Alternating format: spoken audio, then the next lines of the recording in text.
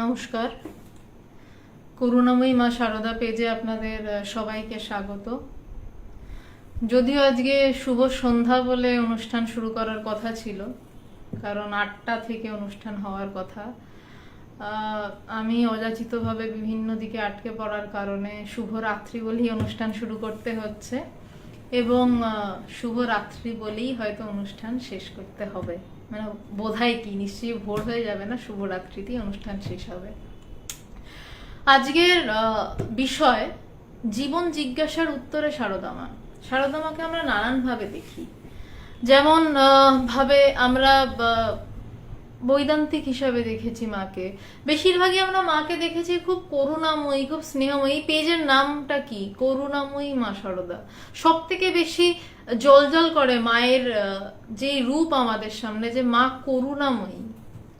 মায়ের জন্য সবার অবারিত দ্বার। আচ্ছা, আমি সবাইকে একটা প্রশ্ন করছি যে আমার আওয়াজ ঠিক আসছে কি? যদি একটু কেউ দয়া করে জানান খুব ভালো হয়। আর সবাইকে আমার প্রণাম, যাদের লাইভে দেখছি বা যারা আসছেন সবাইকে আমার প্রণাম। একটু যদি জানান যে আওয়াজ ঠিক আসছে কিনা, তাহলে খুব সুবিধা হয়।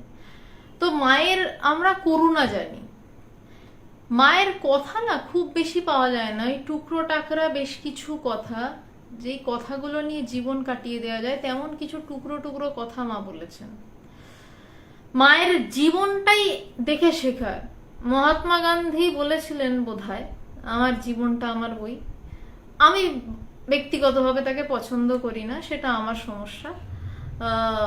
না করার অনেক কারণ রয়েছে, কিন্তু সত্যি কথা বলতে গেলে ঠাকুর, মা, স্বামীজি, আমার গুরুদেব, যাকে আমি এখন দেখছি আমার চোখের সামনে, ভগবানকে, এদের সত্যিকারের কথাই, এদের জীবনের প্রত্যেকটা মুহূর্তটাই আমাদের জন্য একটা বই। তো মায়ের যেই জীবন জিজ্ঞাসার উত্তরে আজকে যেই, আচ্ছা আওয়াজ ঠিক আছে, থ্যাংক ইউ। এই যে আজকের আলোচনার বিষয় জীবন জিজ্ঞাসার উত্তরে সারদা মা, তাদের জীবনের নানান ঘটনা, নানান দিক আমাদের জীবনেও যখন প্রায় কাছাকাছি দিক এসে দাঁড়ায় না, খুব একটা তো এদিক ওদিক হয় না, তো তখন যদি আমরা ভাবি মা এই সময়টায় কি করেছিলেন, তাহলেই কিন্তু আমরা উত্তর পেয়ে যাই। কিন্তু আজকে আরো একটু এক ধাপ এগিয়ে, কারণ আজকে অনেকের অনেক জীবন জিজ্ঞাসার প্রশ্নের উত্তর সারদা মা, শতরূপে সারদা বইটির যে অংশটি থেকে আমি পাঠ করব, সেইখানে মা বলেছেন। এবং মায়ের কথা ব্যাখ্যা বড় কঠিন, রোজ এই কথাটা আমি বলি, এবং যতদিন বাঁচবো এই কথাটা বলা হয়তো আমি থামাবো না, যে মায়ের কথা শুরুর আগে যে অশোকবাবু প্রণাম, যে মায়ের কথা বলাটা হয়, মানে এই কথাটা বলা আমি আজীবৎকাল থামাবো না, যে মায়ের কথা বলা বড় কঠিন। এবং রোজ আপনাদেরকে এটা শুনতেই হবে, কারণ সত্যই কঠিন। কারণ যার আচার আচরণই বেদ বেদান্ত, তার কথা যে কি সাংঘাতিক, সেটা আর বলে বোঝানো যায় না। আমি শুরু করছি শতরূপে সারদা থেকে, জীবন জিজ্ঞাসার উত্তরে মা সারদা। এটাই চ্যাপ্টারটার নাম, জীবন জিজ্ঞাসার উত্তরে মা সারদা।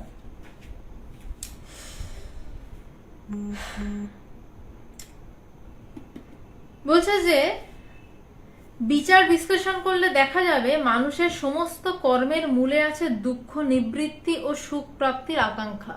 কিছুটা তো কথা থাকে, মায়ের কথা রাখে, তো সেই জায়গাটা যাচ্ছে। বলছে বিচার বিশ্লেষণ করলে দেখা যাবে যে আমরা যে কোনো ঘটনাকে ঘটনা হিসেবে দেখতেই পারি, কিন্তু ঘটনাটার গভীরে যদি যাই, ঘটনাটার গভীরে যদি খুঁড়তে থাকি, তাহলে দেখা যাবে সেই ঘটনাটার মূলে কি রয়েছে। মানুষের সেই ঘটনা মানে কি, মানুষ কোনো একটা কর্ম করে তবেই না একটা ঘটনা ঘটে। হঠাৎ করেও কোনো ঘটনা ঘটে, কিন্তু হঠাৎ করেও সেই ঘটনা ঘটার জন্য মানুষটিকে কোনো কর্ম করতে হয়। বলছে সেই কর্মের মূলে আছে দুঃখ নিবৃত্তি। কারণ কেউ বলে না আমি ভীষণ দুঃখ পেতে চাই। স্বামীজি একটা কবিতাতে বলেছিলেন দুঃখকে এই ধরনের কিছু একটা, যা দুঃখকে আসতে দাও। মহাপুরুষেরা বলেন, জ্ঞানীরা বলেন, কারণ তারা জানেন দুঃখ বলেও কিছু নেই, সুখ বলেও কিছু নেই। কিন্তু কোনো সাধারণ মানুষ বলবে না আমি ভীষণ দুঃখ পেতে চাই, সে বলবে আমি সুখ পেতে চাই। ঠিক তেমনই বলছে দেখা যাবে মানুষের সমস্ত কর্মের মূলে আছে দুঃখ নিবৃত্তি, আমি দুঃখটা আর পেতে চাই না, এবং সুখ প্রাপ্তির আকাঙ্ক্ষা, আমি সুখ পেতে চাই। দুঃখ পেতে চাই না মানে আমি সুখ পেতে চাইছি। তো দুঃখ নিবৃত্তি এবং সুখ প্রাপ্তির একটা আকাঙ্ক্ষা মানুষের মধ্যে দেখতে পাওয়া যাচ্ছে। কিন্তু হাজারে একজনও জানে না আসল সুখ কোথায় এবং কিভাবেই বা দুঃখের আত্যন্তিক নিবৃত্তি হতে পারে। তাই বিষয়ের মধ্যেই মানুষ সুখ খোঁজে। কিন্তু হাজারের মধ্যে, 1000 জনের মধ্যে একজনও ঠিকভাবে জানেন না যে কিভাবে সুখটা লুকিয়ে কোথায়। আমরা বাইরে সুখ খুঁজে বেড়াই, আমরা নানান গ্যাজেটসে সুখ খুঁজি, আমরা সিনেমায় সুখ খুঁজি, আমরা অন্য মানুষের মধ্যে আমার সুখ খুঁজি। শুধু এইটুকু চিন্তা করুন তো, আমরা প্রত্যেকটা, বিয়েটা একটা নেসেসারি পর্যায়ে চলে গেছে এখনকার সমাজে। কেন করি? সুখে থাকবো বলে। তো আমরা সুখে থাকবো কার সাথে? আমরা যাকে পছন্দ করি না তাকে বিয়ে করি না, আমরা তাকেই বিয়ে করি যার মধ্যে আমি আমার সুখটাকে খুঁজে পাবো। আমি আমার সুখ খুঁজতে অন্য কারোর কাছে যাচ্ছি, সুখটা আমিই তো পাবো। তাহলে একটু যদি বুদ্ধির চাবিটা ঘোরানো যায়, বুদ্ধির চাবি বললাম, যদি একটু বুদ্ধির চাবি ঘোরানো যায়, তাহলে দেখা যায় সুখটা তো আমার ভিতরেই ছিল। আমি অন্য কারোর মধ্যে খুঁজতে গিয়ে, আমার সুখটাকে জাগাতে গিয়ে আমি অন্য কাউকে খুঁজছি কেন? আমি তো আমার সুখটাকে জাগাতে পারি, আনন্দটাকে জাগাতে পারি। আমার দুঃখের নিবৃত্তি তো সেখানেই হতে হয়। তো বলছে, তাই হাজারের মধ্যে একজনও জানে না আসলে সুখ কোথায় এবং কিভাবেই বা দুঃখের আত্যন্তিক নিবৃত্তি হতে পারে। বলছে দুঃখটার একেবারে শেষ, মানে গোড়া থেকে শেষ। এই একটা লাইন আছে না, বলছে না রহেগা বাস না রহেগি বাঁশুরি। বাঁশও নেই, বাঁশুরিও নেই। বলছে দুঃখের এই আত্যন্তিক নিবৃত্তি একদম শেষ করে দাও দুঃখকে। যে জানে না সেটা কিভাবে সম্ভব। তাই জন্যে কি করে, বলছে তাই বিষয়ের মধ্যে মানুষ সুখ খোঁজে। একবার এই বিষয়ে সুখ খুঁজছে, একবার আইফোনে সুখ খুঁজছে, একবার অ্যান্ড্রয়েডে খুব সুখ পেয়েছিল, অ্যান্ড্রয়েডে সুখ পেয়ে ঠিক সুখ হলো না, তারপর আইফোনে সুখ খুঁজছে। তারপর হয়তো হুন্ডাই i20 সুখ পেয়েছিল, তারপর তার মার্সিডিজ বেঞ্চ লাগছে। মানুষ নানা রকম ভাবে সুখ খোঁজে। কেউ ভাতে সুখ পেয়েছিল, তারপর বলছে না বিরিয়ানি খাবো, তারপর কদিন পর বলছে না আইটিসি সোনার বাংলায় খাবো, কদিন পর বলছে হায়াতে খাবো, তারপর কদিন পর বলবে বাবা মানে ওইসব উড়ে থাকার কিসব রেস্টুরেন্ট হয়েছে আজকাল, সেই সব রেস্টুরেন্টে গিয়ে খাবো। তো মানুষ বিষয়ের মধ্যে সুখ খোঁজে। আফটার অল কি, সে আনন্দ পেতে চাইছে, কিন্তু আনন্দটা পাচ্ছে কে? সে আনন্দ পাওয়ার জন্য সে বই পড়ছে, মানুষ আনন্দ পেতে গাছ করছে, মানুষ আনন্দ পেতে আধ্যাত্মিক আলোচনা শুনছে। কিন্তু আনন্দটা পাচ্ছে কে? সুখটা পাচ্ছে কে? আমিই তো। তাহলে আমি সুখ পেতে বাইরে খুঁজছি কেন? আমি আধ্যাত্মিক আলোচনাটাকে বাদ দিয়ে কথাটা বাকিগুলোকে ধরতে বলবো। তার কারণ হচ্ছে দু রকমের ওষুধ হয়, মানে দু রকমের খাওয়া হয়। ওষুধ বলছি, দু রকমের খাওয়া হয়। একটা হচ্ছে আমি চিকেন রোল খেলাম, আমার অ্যাসিডিটি হলো। এইগুলো হচ্ছে আমার বাইরের সমস্ত চাহিদা, আমার ফোনের চাহিদা, আমার ল্যাপটপের চাহিদা, আমার ভালো জামা কাপড়, আরো ভালো জামা কাপড়, আরো ভালো গয়না, আরো ভালো ওয়ালেটটা আরো বেশি মোটা হোক, এই চাহিদা। যেটা হচ্ছে চিকেন রোল, অ্যাসিডিটি ফরমেশন হলো। এবার ওটাও কিন্তু, চিকেন রোলটাও কিন্তু এক রকমের খাওয়া। এবার আমি কি করি, অ্যাসিডিটি হয়েছে, অ্যাসিডিটি কমাতে হবে, তখন আমি র্যান্টাক্স 300 খেয়ে নিলাম একটা, ওটাও কিন্তু খাওয়া, দুটোই খাওয়া। তেমনি আধ্যাত্মিক কথা শোনাটাও, শুনে আনন্দ লাভ করাটা নয়। বিষয়টা যদি হয় আধ্যাত্মিক কথা শুনে আনন্দ লাভ করবো, সেটা নয়। আধ্যাত্মিক কথা শুনে আমার দুঃখের একদম গোড়া ছেটে দেবো, আত্যন্তিক নিবৃত্তি ঘটাবো, এই চিন্তা নিয়ে যদি আমরা আধ্যাত্মিক কথা শুনি, তাহলে সেটা ওই র্যান্টাক 300, মানে অ্যাসিডিটিটা শেষ হয়ে গেল। কিন্তু দুটোই কিন্তু আমি শুনছি আমার ভালো লাগার জন্য, আমার ভালো থাকার জন্য। তো বলছে কিভাবে বা দুঃখের আত্যন্তিক নিবৃত্তি হতে পারে, হাজারে একজনও জানে না আসল সুখ কোথায়। তাই জানে না, তাই বিষয়ের মধ্যেই মানুষ সুখ খোঁজে। কিন্তু বিষয় ভোগে যে সুখ আছে তা ক্ষণিক, এবং বিষয় লালসার ফলে মানুষ যে পথ ধরে, তাতে অনিবার্যভাবেই পায় আঘাত, আঘাতের পর আঘাত। এ আঘাত ঈপ্সিত যদি তার দ্বারা মানুষের প্রকৃত জীবন জিজ্ঞাসা শুরু হয়। বলছে এই আঘাতটা যে দেয়, মানে যদি আপনারা ঠাকুরের এই কথাটা ধরেন যে ঈশ্বরের ইচ্ছা ছাড়া গাছের একটা পাতাও নড়ে না, আমি সবসময় কথাটাকে ধরতে বলবো না, কারণ পুরুষকারের একটা ব্যাপার আছে, যখন আমি টের পেয়ে যাচ্ছি তার ইচ্ছা ছাড়া গাছের একটাও পাতা নড়ে না, তখন ঠিক আছে। কিন্তু তার আগে আমার যখন দোকানে সেলসে দুর্গাপূজার সময় কম দামে জামা দেয়, তখন ঠাকুরের ইচ্ছা ছাড়া গাছের পাতা নড়ে, আমি তখন দৌড়ে গিয়ে সেলসে জামা কিনতে দৌড়াই। আর যখন ঈশ্বরীয় নাম করতে হবে তখন বলবো ঈশ্বরের ইচ্ছা ছাড়া গাছের একটা পাতাও নড়ে না, এইরকম ব্যাপারে বিশ্বাসী নই। যখন সে সব জায়গাতেই একটাই কথা বলতে পারবে যে তার ইচ্ছা ছাড়া গাছের একটাও পাতা নড়ে না, এবং বোধে বোধ করে বলবে, শুধু বোধ নয়, বোধে বোধ করে যখন এই কথাটা সে বলতে পারবে, তখনই সেই কথাটা বলার অধিকারী হয়েছে, সে যোগ্য হয়েছে। ঠাকুর বোধ করে বলছেন তার ইচ্ছা ছাড়া গাছের একটা পাতাও নড়ে না। ঠিক তেমনি কিন্তু মানে একটা জিনিস সত্য, মানে এটা বলতে বাধ্য আমি, কিন্তু তার জন্য জব ধ্যান প্লিজ ছেড়ে দেবেন না, ঈশ্বরকে চাওয়া ছেড়ে দেবেন না। ঈশ্বর তো চাইছেন না আমি তাকে চাই, তাই তাকে তাই চাইছি না, তিনি চাওয়ালে চাইয়ে নেবেন, এমন চিন্তাধারা রাখবেন না। এটা সত্যি, মানুষ যে আঘাত পায় এটাও কিন্তু ঈশ্বরের দ্বারাই, মানে তিনি দেন বলেই পায়। এবার কেন সেটা বলছে, বিষয় ভোগ করতে গিয়ে মানুষ আঘাত পায়, যে আমি কিছু একটা ভোগ করব। মানুষ আঘাত কোথা থেকে পায়? যেখানে তার মনটা পড়ে থাকে, যেখানে তার লালসা পড়ে থাকে, লোভ পড়ে থাকে, যে আমার এটাকে ভালো লাগছে। লালসা বা লোভটাকে আমি এভাবেই বলছি যে আমার এটা ভালো লাগছে, আমার এটা চাই, বা এই সময়টা আমার ভালো লাগছে, এই সময়টা আমি না পেলে ছটফট করছি, পাগল হয়ে যাচ্ছি এই সময়টা না কাটাতে পারলে। তো সেই সবটাই তো আমার মনটা ঢুকে রয়েছে। বলছে বিষয়ের পিছনে আমার এই মনটা থাকে, এবং আঘাতটা কে পায়?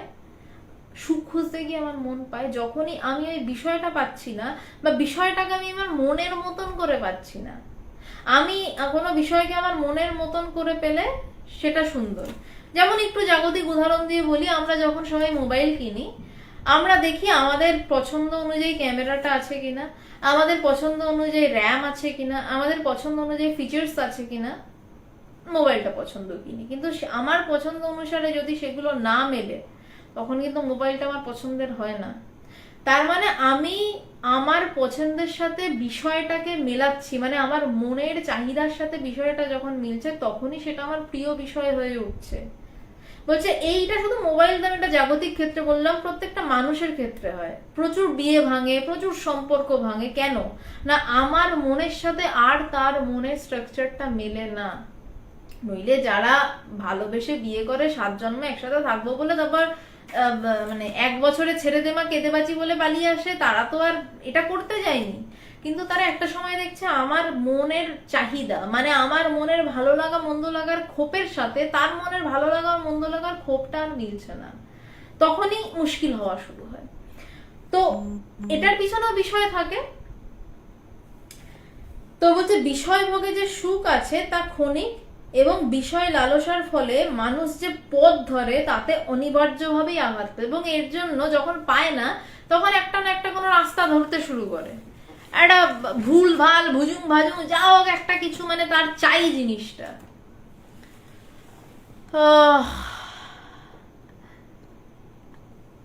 তো ভুল ভাল ভুজুং ভাজুং কিছু একটা তখন তার চাই, তখন সে তার জন্য যা হোক একটা রাস্তা ধরে।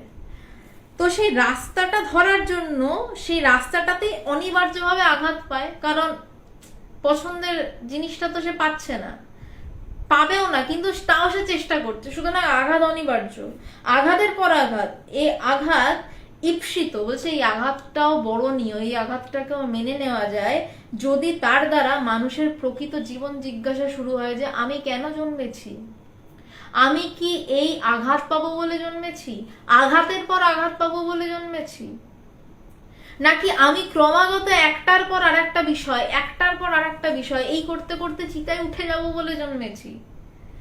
একটা সময় ধাক্কা খেতে খেতে সেই ধাক্কাটা বরণীয়, সেই ধাক্কাটা ঈশ্বরই দেন, যে যাতে তার জীবন জিজ্ঞাসা আসে যে আমি কেন জন্মেছি, আমি কেন এভাবে আঘাত পাচ্ছি।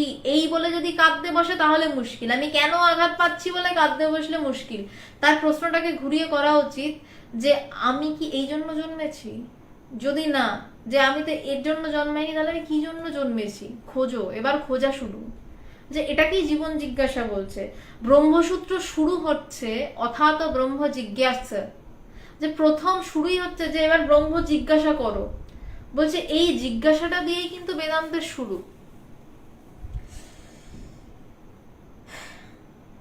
মানুষের এইসব চিরন্তন জীবন জিজ্ঞাসার উত্তর আমরা নিশ্চয়ই পাই অতীতের অবতার তথা কৃতকৃত্য মহামানবদের জীবনবাণীতে, কিন্তু এই যুগে আমরা শ্রীমা সারদা দেবীর জীবনবাণীতে যে সহজ সরল উত্তর পাই তারই কিছু সংক্ষেপ আলোচনা করব।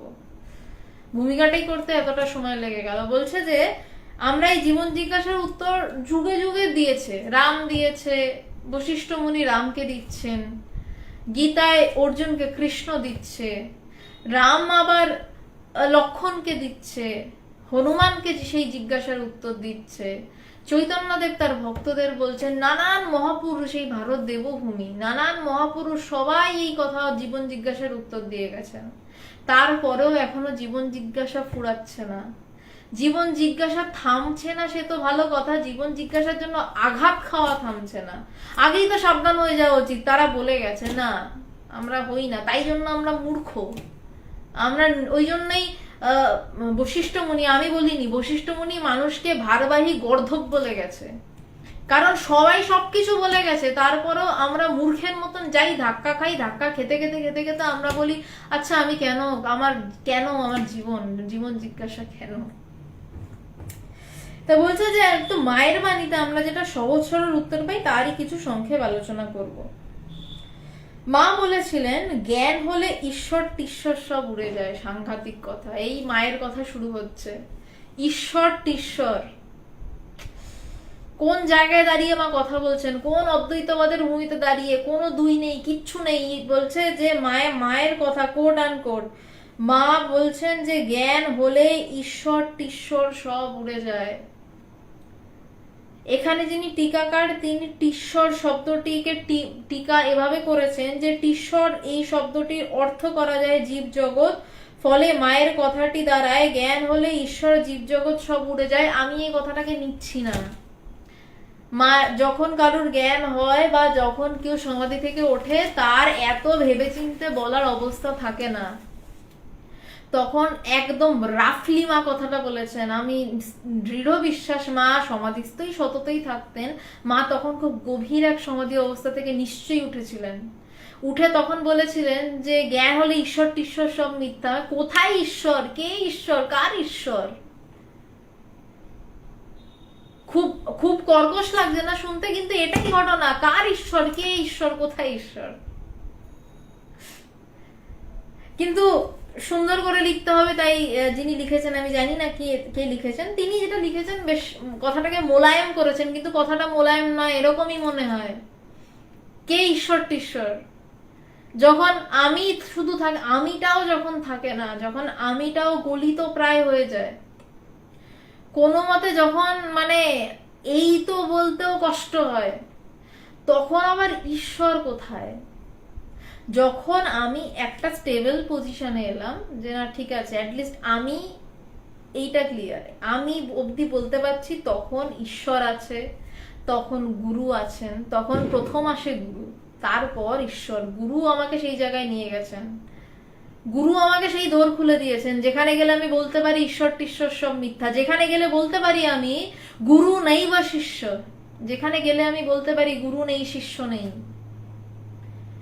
তো যখন আমি স্তরে আসছে, তখন প্রথম আসে গুরু, কি সুন্দর, তারপরে আসে ঈশ্বর। তখন ঈশ্বর টিশ্বর বলা যাবে না, কিন্তু এই জায়গায় দাঁড়িয়ে বলা যায় ঈশ্বর টিশ্বর সব মিথ্যা। তা ইনি বলছেন যে ঈশ্বর কথাটির অর্থ করা যায় জীব জগৎ, ফলে মায়ের কথাটি দাঁড়ায়। মায়ের কথাকে ইনি একটু বেঁকিয়েছেন, আমি বেঁকাতে চাই না, তিনি একটু বেঁকিয়ে বলছেন যে জ্ঞান হলে ঈশ্বর জীব জগৎ সব উড়ে যায়। যেখানে আমি উড়ে যাচ্ছি, জীব জগতের তো প্রশ্ন নেই, ঈশ্বরই উড়ে যাচ্ছে, তো জীব জগৎ তো মানে মানে মানে কি ভার মেয়ে যায় দুনিয়া। তো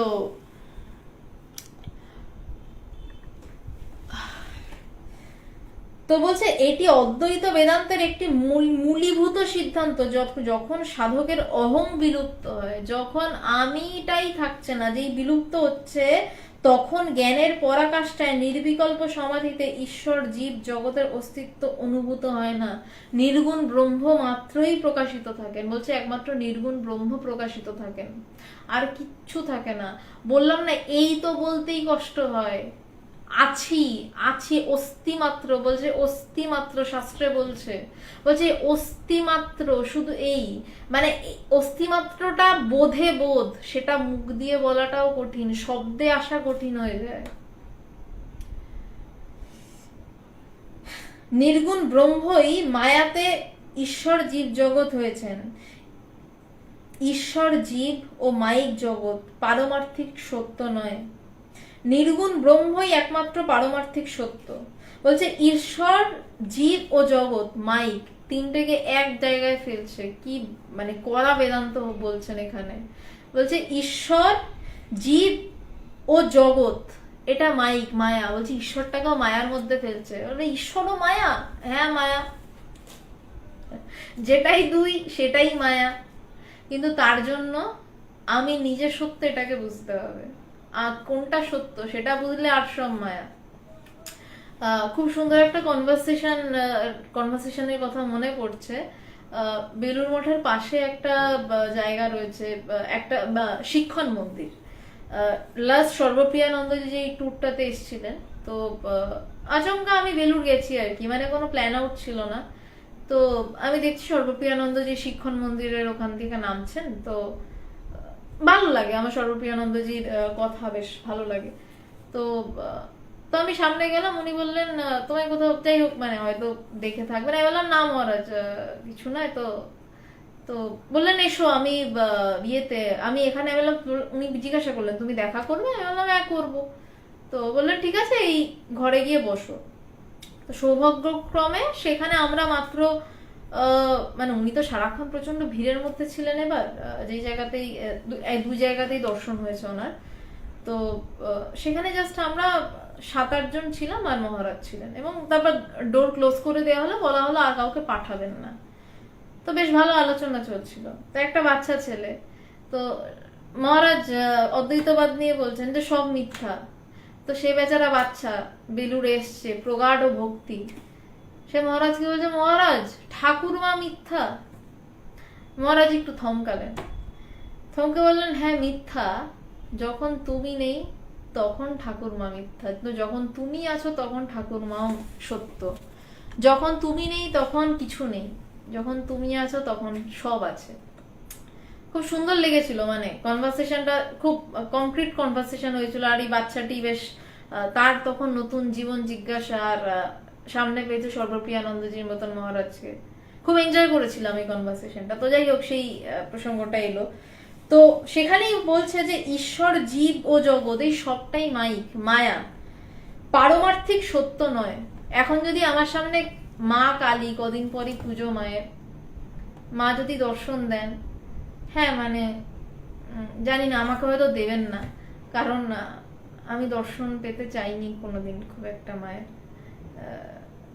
মানে যদি দর্শন দেন আর কি, জানি না তখন কি হবে। যদি দর্শন দেন বলবো মানে যাই হোক, এটা থাক, এই বিষয়টা থাক।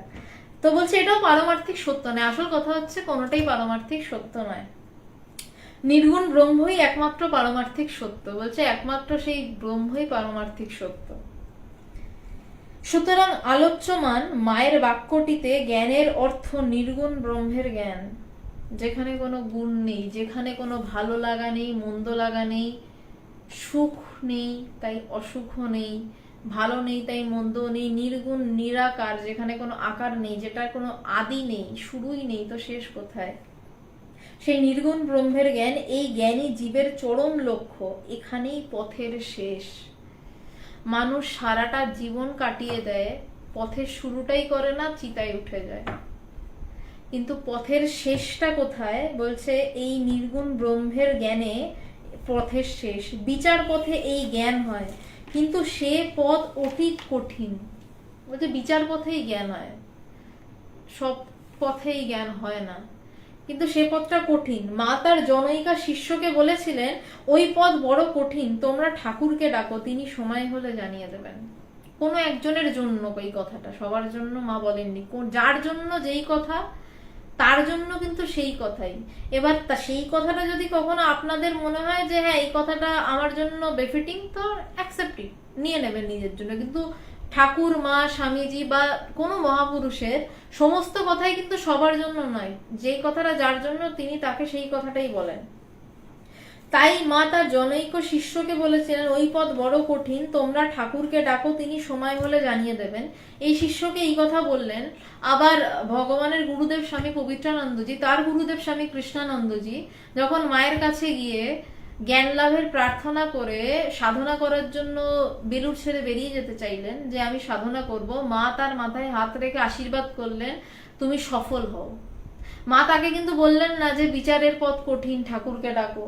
মা তাকে বললেন তুমি সফল হও। মা তাকে আশীর্বাদ করলেন যে যেন সে বিচার পথে জ্ঞানী হয়ে বেরিয়ে যায়।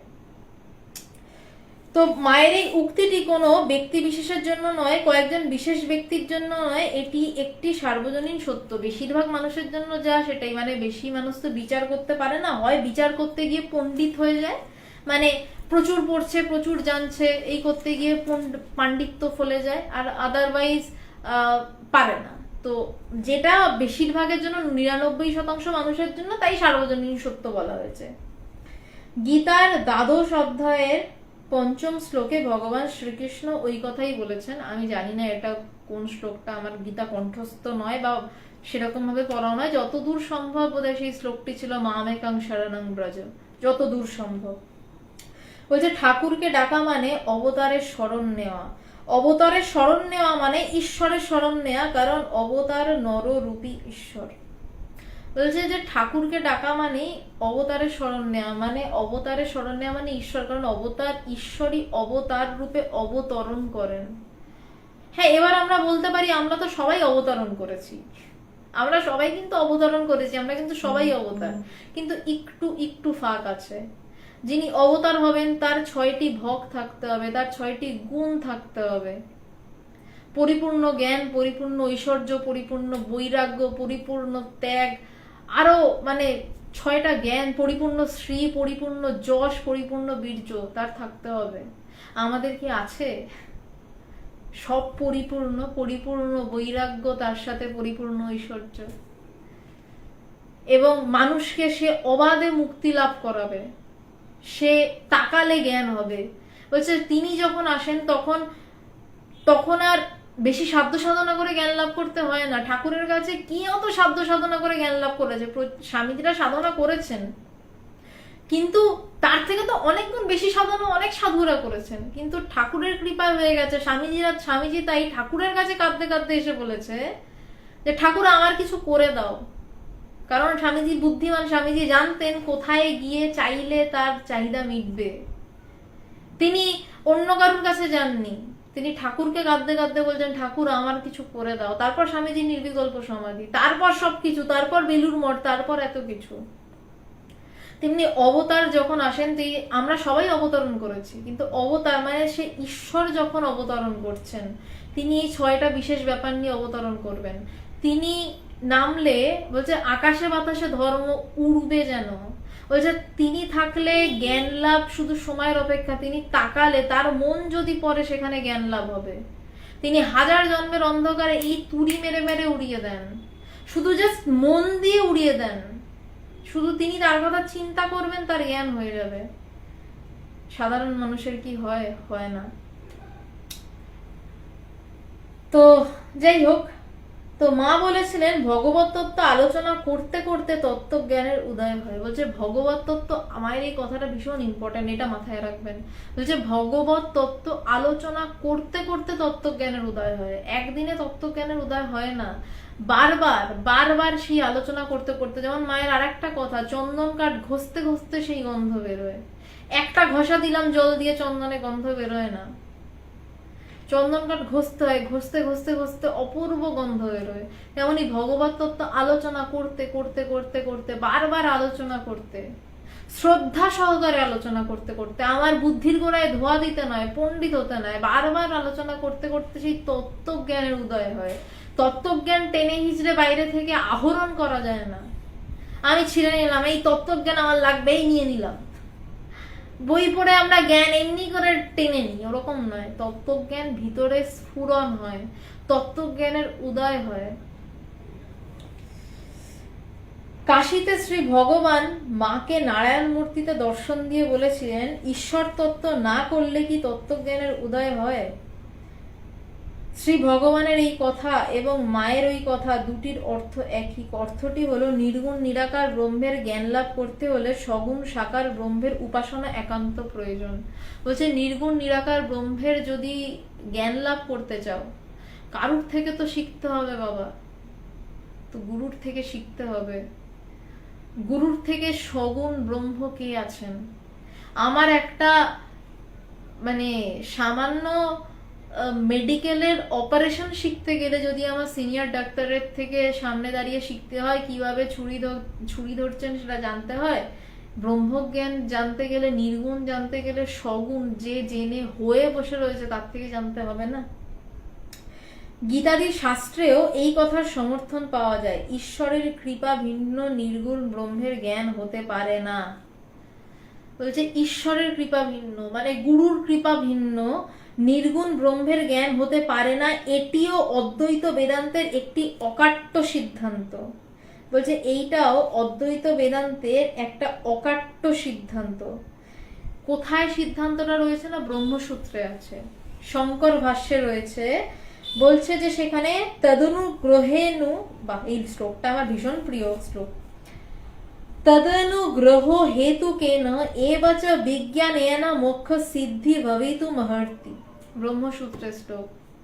বলছে তদনুগ্রহ হেতুকেন, বলছে তোমার অনুগ্রহের হেতুর জন্যই আমি জ্ঞান লাভ করতে পারবো, আমি মোক্ষ লাভ করতে পারবো। আমি আবার শ্লোকটা বলছি, বলছে এটা কিন্তু অদ্বৈত বেদান্তেরই সিদ্ধান্ত। শঙ্করাচার্য শঙ্কর ভাষ্যে বলে গেছেন,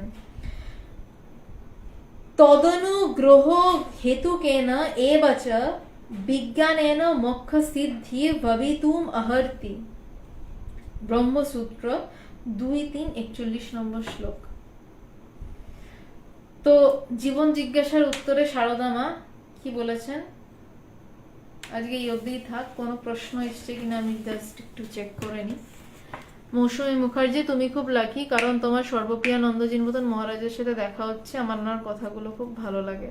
হ্যাঁ, দেখা হয়েছে, ভালো লেগেছে দেখা হয়ে। লাকি কিনা আমি জানি না, তবে আমি ভীষণ লাকি এটুকু সত্য। তার কারণ আমি আমার গুরুদেব ভগবানের সাহচর্য মারাত্মকভাবে পাই, এই জন্য আমি খুব লাকি।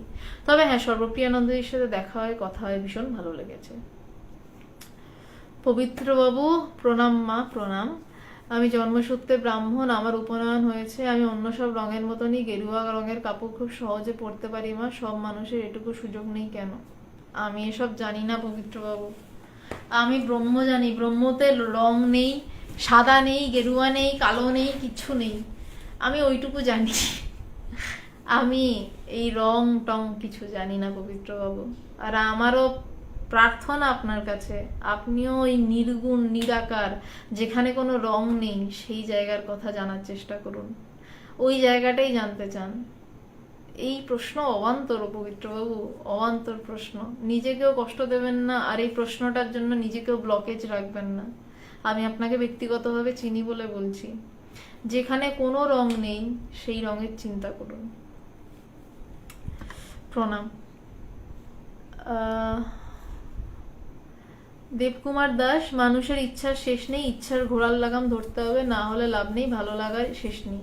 হ্যাঁ, ঠিক বলেছেন। দীপায়ন দাস, আচ্ছা তুমি আছো। মা যখন সবই জানেন, আসল সুখটা,